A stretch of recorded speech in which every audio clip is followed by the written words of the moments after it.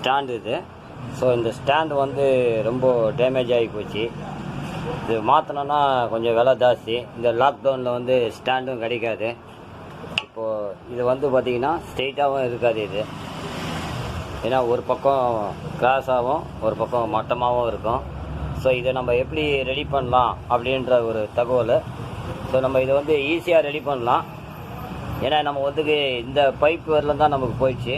So இதை எப்படி ready பண்ணுறன்றதை உங்களுக்கு ஒரு தெளிவாக ஒரு அருமையாக ஒரு வீடியோ காட்டுறேன். எபிசெட்டில் பார்த்தீங்கன்னா ரொம்ப மெலீஸாக கொடுத்துருப்பாங்க. ஸோ இது வந்து லைஃப் வராது. நம்ம புது ஸ்டாண்டு போட்டால் கூட இப்போ மழை காலத்தில் பார்த்தீங்கன்னா ரொம்ப ப்ராப்ளம் வரும். ஸோ இந்த மாதிரி ஹோல்ஸ் கொடுத்துருப்பாங்க தண்ணி போகிறதுக்கெலாம். ஸோ நான் என்ன பண்ணியிருக்கேன்னா, இது வந்து ஒரு பைப்பு. இது டிஎஸ்எஃப்டி கண்டமான பைப்பு. ஸோ நல்லா கனமாக போட்டு இது கண்டம். ஸோ இது பெண்டான டீப்பு. இது கைலாங்கல்ல போய்ட்டு வாங்கிட்டு வந்தேன்.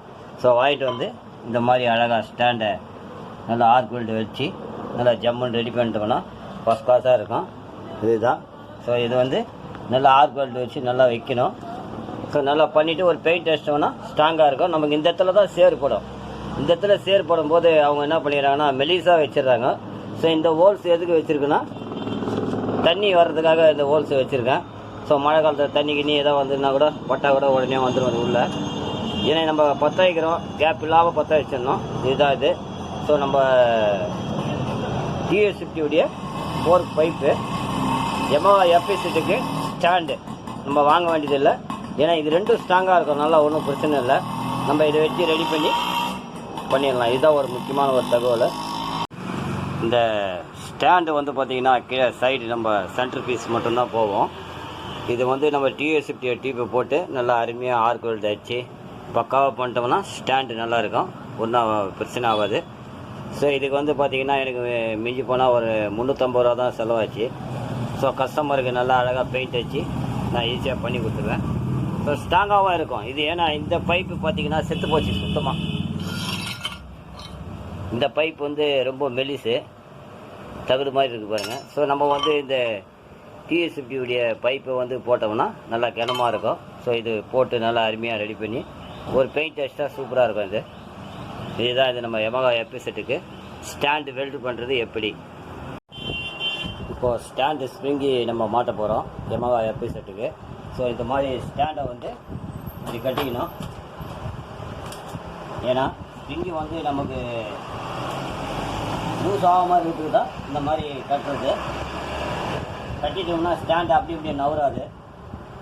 அதுக்கு தான் இந்த ஸ்டாண்டு ஸ்ப்ரிங்கி எப்படி மாற்றுறதுன்ற ஒரு தகவலாக உங்களுக்கு காட்டுறேன். ஸோ இந்த மாதிரி நல்லா வளைச்சிக்கணும். ஸோ இங்கேருந்து இப்படி மாட்டிக்கிங்க. இப்படி மாட்டிக்கின்னு திருப்பலியில் அழகாக ஒன்றுமே கிடையாது, அவ்வளோதான். இப்போது ஈஸியாக வந்து உங்களோட ஸ்ப்ரிங்கி வந்து உள்ளே மாட்டிக்கிட்டு இந்த ஸ்டார்ட் இருக்குல்லையே மொல்லமாக அப்படி எடுத்துட்டிங்கன்னா ஸ்டாண்டு ஸ்ப்ரிங்கி வந்து ஈஸியாக மாட்டிக்கும். பெரிய கஷ்டமே கிடையாது. Yamaha FZ ஸ்டாண்டு ஸ்ப்ரிங்கி ஸ்டாண்டு வெல்டு பண்ணுறது எப்படி அப்படின்ற ஒரு தகவலாக இப்போ நம்ம பார்த்தாச்சு. இதுதான் வந்து நம்ம ஸ்டாண்டு ஸ்ப்ரிங்கி மாட்டக்கூடிய ஒரு விஷயங்கள். ரொம்ப ஈஸியாக மாட்டிடலாம். அதாவது இந்த ஸ்ப்ரிங் இது வந்து எப்படின்னா, நம்ம ஸ்டார் திருப்பி கண்டமானது இது.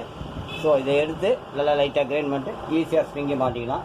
நம்ம கையிலே எதுவும் அடிப்படாது. ஏன்னா நம்ம இப்படி தான் பண்ணுறோம். ஸோ ஸ்ப்ரிங்கி இப்படி கீழே போயிடும், அவ்வளோதான் இது. So Yamaha FZ plus stand வந்து வெல்டு பண்ணியிருக்கு. நன்றி. FZ ஸோ ஸ்டாண்டு வந்து வெல்டிங் பண்ணி இந்த மாதிரி மெட்டல் பேஸ்ட்டு போடணுதில்ல. மெட்டல் பேஸ்ட் இந்த ஜாயிண்ட்டுக்கு போட்டிங்கன்னா துரு பிடிக்காமல் இருக்கும். அதுதான் இது. இப்போ நான் பெயிண்ட் அடிச்சிருக்கேன்.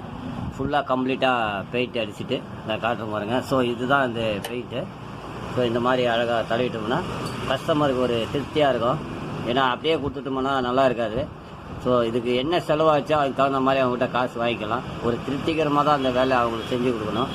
ஸோ இந்த ஸ்டாண்டை பொறுத்தவரை இந்த மாதிரி இந்த பைப்பை கடமாக பற்ற வச்சு நீங்கள் ரெடி பண்ணிட்டீங்கன்னா ரொம்ப அருமையாக இருக்கும் வண்டிக்கு.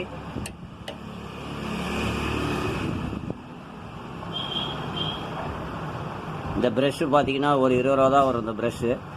இது கடையில் ஹார்ட்வேர்ஸில் கிடைக்குது. ஸோ அழகாக வாங்கி இந்த மாதிரி ஒரு பெயிண்ட் அடிச்சிங்கன்னா நல்லா அருமையாக இருக்கும் Yamaha FZ.